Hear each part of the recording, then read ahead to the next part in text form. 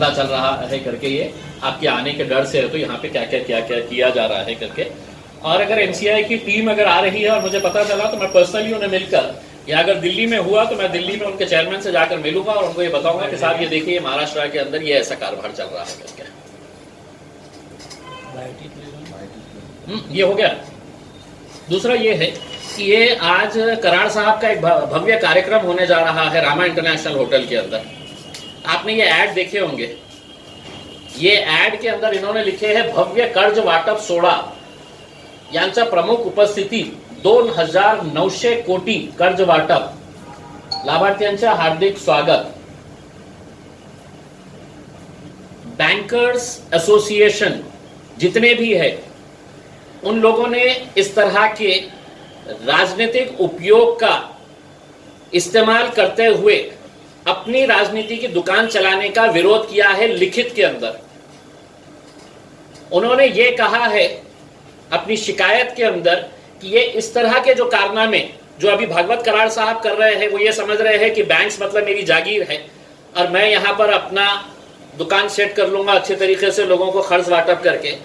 तो bankers workers union ने है तो इसका ये विरोध किया है और ये कहा है कि साहब इससे पहले भी कई मर्तबा ऐसे पॉलिटिकल लोगों ने अपने स्वार्थ के लिए बैंकों का इस्तेमाल किया और बैंकों का इस्तेमाल करते हुए उन्होंने ऐसी ही कर्ज वाटप योजना करी। खुद की फोटो लगा लिए। अब हकीकत में आपको यह बताऊं कि 6% एजुकेशन लोन महज 6% लोगों को दिया गया है। यानी कि अगर 1 लाख लोगों ने अगर अप्लाई किया है तो सिर्फ 6% लोगों को एजुकेशन लोन दिया गया है। ये जो लोन बांट रहे हैं, मेरा सीधा आरोप है कि इन्होंने बैंक्स को यह समझा कि ये हमारे है तो पार्टी के शाखाएं हैं और बैंकों के मैनेजर्स को, जनरल मैनेजर्स को, एमडीज के ऊपर दबाव डाला जा रहा है कि तुमको औरंगाबाद में आके कैंप लेना है क्योंकि मेरे को आगे चुनाव के अंदर इलेक्शन लड़ना है और मैं ये लोगों को खुश करने के लिए इनको पैसे बांटना है करके। यही कराड़ साहब से हम ये पूछना चाहेंगे कि आपकी इस एरिया की रिकवरी कितनी है बताइए। तो ये जो बैंकों का इस्तेमाल करके अपना राजनीतिक स्वार्थ कर रहे हैं, हासिल कर रहे हैं, इसके पीछे दूसरी एक हकीकत बात क्या है मैं आपको ये बताता हूं। केंद्र सरकार ने यह तय किया है कि हम पूरे जितने भी सरकारी बैंक्स हैं वो प्राइवेट हाथों के अंदर देने वाले हैं करके। और उसकी हलचल है तो पिछले हमने 2 साल लोकसभा के अंदर हमने ये देखा है कि कैसी हलचल शुरू की जा रही है कि जितने भी बड़ी बड़ी बैंक्स हैं, इंक्लूडिंग है तो हमारी महाराष्ट्र की बैंक ऑफ महाराष्ट्र की बात कर रहा हूं मैं, इन सबको प्राइवेट हाथों के अंदर देना। कौन लेने वाला है? बैंक्स। देश के अंदर आज कौन ले रहा है? एयरपोर्ट्स, पोर्ट्स, एलआईसी, ट्रेन, हवाई जहाज कौन खरीद रहा है? उन्हीं लोगों के हाथ में है तो ये बैंक्स देने का है। तो अब अगर बैंक्स प्राइवेट हाथ में देने का है तो साहब चलिए अपनी दुकान भी साध लेते हैं, बैंकों के अंदर जितना पैसा है वो निकाल लेते हैं, वो निकाल के हमारे जितने कार्यकर्ता हैं इनके अंदर बांट देते हैं। फिर बैंक है तो बैंकक्रप्ट हो जाएंगी, बैंक खाली हो जाएगी। तब बोलेंगे कि साहब अब रिकवरी हो नहीं रही है, सरकार बैंक चला नहीं सकती है, बैंक को इतना नुकसान हो रहा है, तो अब एक काम करें कि ये बैंक को है तो हम प्राइवेट हाथों के अंदर दे देते हैं करके। तो ये इसके पीछे की साजिश है।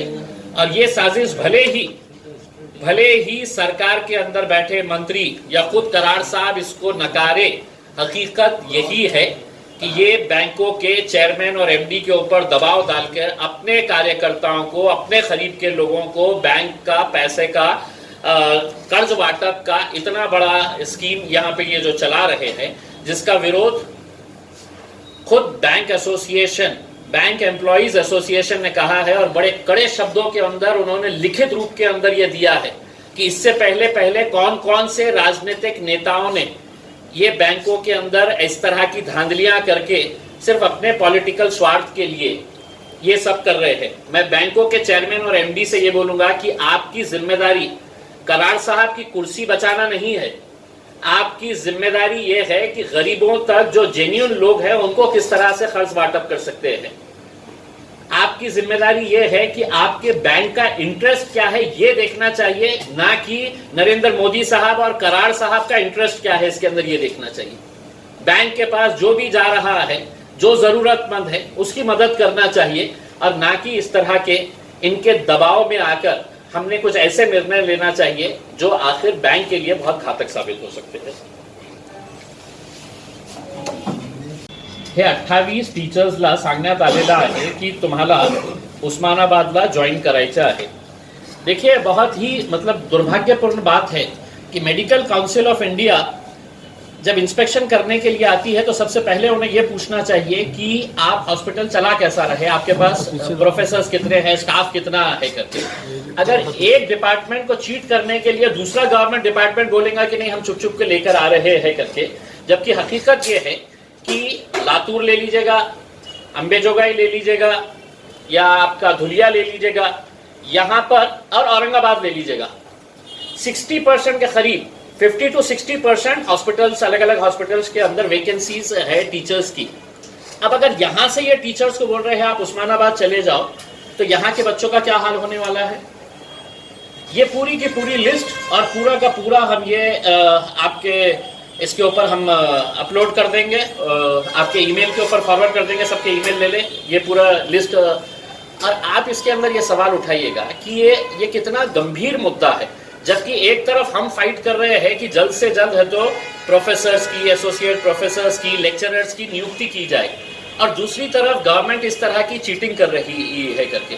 और किसकी तरफ से लेटर जा रहा है, कमिश्नर, जो महाराष्ट्र के कमिश्नर है मेडिकल एजुकेशन के, उनके तरफ से पत्र जा रहा है कि अब ये 100 मेंबर की टीम आ रही है, तुम अपना वहां पे बोरिया बिस्तरा उठा के उस्मानाबाद लेकर चले जाओ करके। ये मैटर मुझे पूरी तरह से इस वजह से भी मैं अच्छी तरह से जानता हूं कि जब मैं पूना में पत्रकारिता ज्वाइन किया था तो इंडियन एक्सप्रेस में फ्रंट पेज के ऊपर मेरे फटे हुए कपड़ों के साथ तो फोटो आई थी। डीवाई पाटिल मेडिकल कॉलेज जो था उसमें हमने एक स्टिंग ऑपरेशन किए थे, मैं जिस चैनल के लिए काम करता था। वहां पर एमसीआई की जब टीम आई थी तो जो बच्चों का वार्ड था उसमें अनाथ आश्रम से बच्चों को उठाकर लाया गया था, ये बोलकर कि तुम्हारा है तो इंस्पेक्शन करवाना है, तुम्हारा मेडिकल चेकअप करवाना है करके, और बच्चों को है तो खाने पीने का और पर बच्चा कुछ पैसा है तो उस अनाथ आश्रम को दिया जाने। हमने वो स्टिंग ऑपरेशन किए थे, और स्टिंग ऑपरेशन करके जब बाहर निकल के आ रहे थे तो डीवाई पाटिल के सिक्योरिटी को पता चला कि ये मीडिया वाले हैं और इन्होंने स्टिंग ऑपरेशन किया, तो हमारी खूब कुटाई की गई थी। हमारा पूरा कैमरा वैमरा फोड़ दिया गया था, पुलिस केस रजिस्टर हुआ था। इंडियन एक्सप्रेस में नेक्स्ट डे फ्रंट पेज के ऊपर फोटो से ही मेरे कैमरामैन की फोटो आई थी। तो ये जो है ये हर मेडिकल कॉलेज से रिलेटेड मुद्दा है। लेकिन सवाल ये पैदा हो रहा है कि अगर हमने औरंगाबाद के कैंसर हॉस्पिटल से एक डॉक्टर को बोले हैं कि अब आप है तो उस्मानाबाद चले जाइए, हमारे पास ऑलरेडी इतनी वेटिंग है, जितने एक्सपर्ट डॉक्टर्स है अंबेजोगाई के, लातूर के, अब मैं वहां के जितने भी लोक प्रतिनिधि हैं उनसे ये विनती करना चाहूंगा कि तुम आवाज उठाओ वहां पे कि हम हमारे मेडिकल कॉलेजेस का एक भी स्टाफ वहां पे जाने नहीं देंगे करके। और एमसीआई ने इसके ऊपर तुरंत एक्शन लेना चाहिए। उस्मानाबाद के अंदर कोई जल्दबाजी नहीं होनी चाहिए जब तक है तो आप स्टाफ रिक्रूट नहीं करते। इनका धंधा यह हो गया है कि मेडिकल की इमारत बना दो, बिल्डिंग बना दो, बिल्डिंग बनने के बाद है तो इनके पास इक्विपमेंट्स नहीं, इक्विपमेंट जब आ जाते हैं तो स्टाफ नहीं, तो वो इक्विपमेंट्स पूरा बेकार पड़ा रहता है, करोड़ों रुपये का, जैसा औरंगाबाद के अंदर हो रहा है। तो ये जो है ये एक बहुत गंभीर मुद्दा है, मैं समझता हूं, और ये 28 टीचर्स को इमीडिएट है तो इनका कैंसिल किया जाना चाहिए। और गवर्नमेंट ने इसका स्पष्टीकरण देना चाहिए कि अगर तुम इनके पास अगर यहाँ पे भेज रहे हैं लातूर से, अंबेजोगाई से, औरंगाबाद से, शोलापुर से, तो ये जो डॉक्टर्स हैं ये क्या वहां पे एक्सेस डॉक्टर्स हैं, वहां पे पूरे पोस्ट फिल है, इस वजह से हम उनको उस्मानाबाद भेज रहे हैं, या सिर्फ एमसीआई की आंख में धूल झोंकने के लिए ये काम कर रहे हैं। मैं खुद अभी एमसीआई को पत्र लिखकर इसकी पूरी जानकारी देने वाला हूं, और उनसे ये अनुरोध करूंगा कि जब तक आपको कमिश्नरेट के जरिए ये लिखित में नहीं आता है कि हमारे पास उस्मानाबाद के लिए एक्सक्लूसिव स्टाफ हमने अपॉइंट कर लिए है, तभी जाकर है तो आप आइए और यहाँ पर आके इंस्पेक्शन करिए। वरना आप जाएंगे दिल्ली को और फिर वो स्टाफ वहां से आ जाएगा, उस्मानाबाद के हॉस्पिटल के अंदर कोई स्टाफ नहीं रहेगा। तो ये एक बहुत ही गंभीर मामला है। आपको मालूम होगा कि महाराष्ट्र के अंदर टोटल कितने हैं, तो 22 मेडिकल कॉलेजेस है, और 22 के 22 मेडिकल कॉलेजेस की पोजीशन जो है वो ऐसी ही है। मैंने जैसा पिछले पत्रकार परिषद के अंदर बताया था कि कितने एसोसिएट प्रोफेसर्स वेकेंट है, कितनों को अभी तक दिया गया है, वो आंकड़े अगर आप देख लेंगे तो आपको खुद समझ में आ जाएगा कि कितनी बड़ी वैकेंसीज प्रोफेसर्स और एसोसिएट प्रोफेसर्स की है। तो ये इस ताल्लुक से मुद्दा है। अगर आपको कोई प्रश्न है तो आप इस ताल्लुक से पूछ लें। दूसरा एक औरंगाबाद, मैं आपको पूरी लिस्ट ही दे रहा हूँ। इसमें से सुनिए, सबके है तो ईमेल आईडी ले लीजिएगा, और इमीडिएट है तो या मोबाइल के ऊपर है तो इसको मीडिया ग्रुप के ऊपर फॉरवर्ड कर दीजिएगा। इसमें देखिए Aurangabad doctor Pramod Dhanjakar, ENT surgeon, सहायक प्राध्यापक, कर्करोग रुग्णालय औरंगाबाद।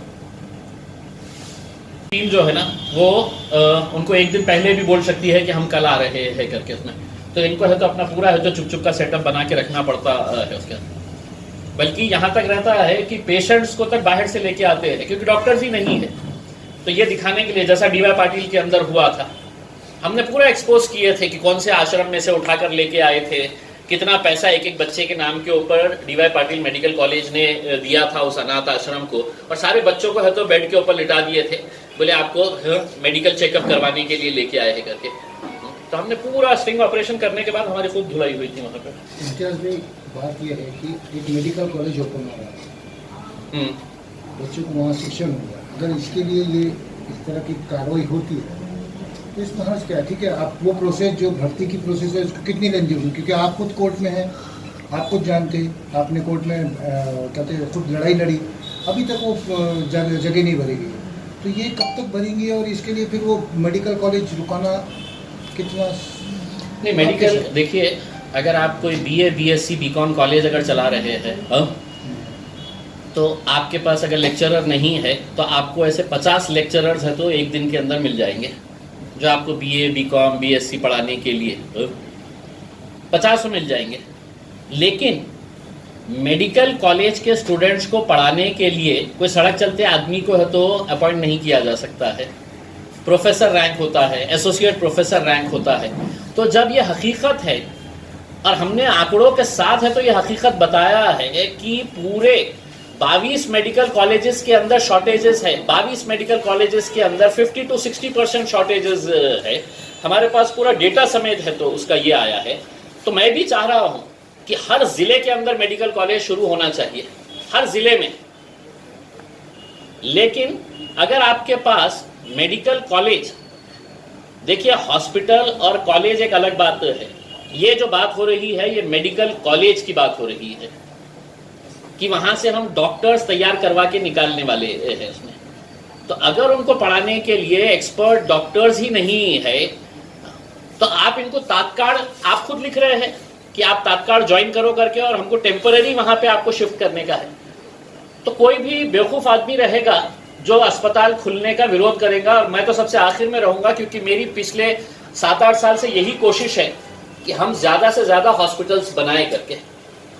लेकिन MPSC 700 एसोसिएट प्रोफेसर्स का इंटरव्यू करती है और महज 70 लोगों को, 69 लोगों को अपॉइंटमेंट देती है इसमें। 700 की वैकेंसीज है एसोसिएट प्रोफेसर्स की। प्रोफेसर्स सिर्फ 9 लोगों का अपॉइंटमेंट किया गया है। मैंने लास्ट टाइम जो आंकड़े आपको बताया था उसमें। तो मेरा यही कहना है कि मेरा विरोध इस बात को नहीं है कि कोई हॉस्पिटल नहीं खुलना चाहिए करके। उस्मानाबाद बहुत पिछड़ा इलाका है, और उस्मानाबाद अगर पिछड़ा है तो अंबेजोगाई को बहुत फास्ट डेवलपिंग सिटी है ऐसा नहीं है। लातूर कोई बहुत बड़ा फास्ट डेवलपिंग सिटी है ऐसा नहीं है। इसके बावजूद कि यह दुर्भाग्य की बात है कि लातूर से बहुत बड़े बड़े दिग्गज नेता वहां से निकले हैं। बड़े बड़े दिग्गज नेता, शिवराज पाटिल ठाकुर साहब ले लीजिएगा, विलासराव देशमुख साहब ले लीजिएगा, ये यहाँ से आदरणीय गोपीनाथ मुंडे साहब ले लीजिएगा, प्रमोद महाजन साहब ले लीजिएगा, ये सब बड़े बड़े दिग्गज लोग यहाँ से निकले हुए हैं। मैं इसका विरोध नहीं कर रहा हूं, लेकिन अगर आप अंबेजोगाई से, लातूर से, शोलापुर से, औरंगाबाद से अगर आप स्टाफ को लेकर जा रहे हैं तो आपने स्पष्ट करना चाहिए कि नहीं, इनको हम परमानेंटली यहाँ पे लेके जा रहे हैं, तो हमारी और वैकेंसी बढ़ जाती है।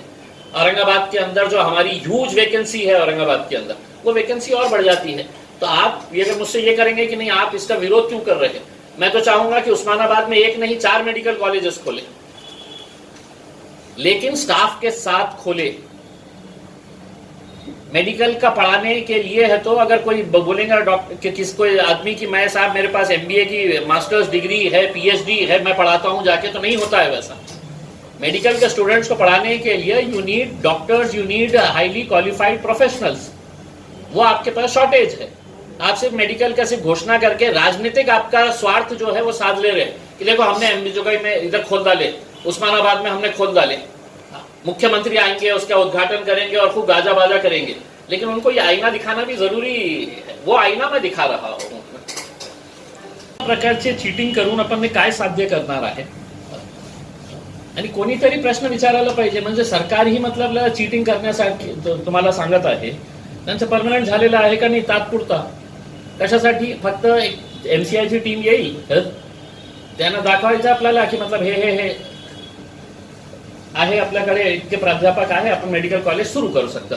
कोणत्याही लोकप्रतिनिधीच्या दबावाखाली नहीं हमको शुरू करने का है, हमको उद्घाटन करवाने का है, ये प्रेशर लेके आते हैं। कोई ना कोई वहां का आमदार खासदार ने प्रेशर लाया होगा कि नहीं हमको शुरू करना है कर। अरे प्रेशर तुम्हारे गवर्नमेंट के ऊपर डालो। उस्मानाबादला शिंदे गटाचे खासदार आहे किंवा उद्धव साहेबांचे खासदार आहे, त्यांनी आपल्या सरकारवर दबाव टाका की बाबा प्राध्यापक आम्हाला फुल टाइम पाहिजे, जोपर्यंत येत नाही आम्ही उस्मानाबादचं हॉस्पिटल सुरू करणार नहीं।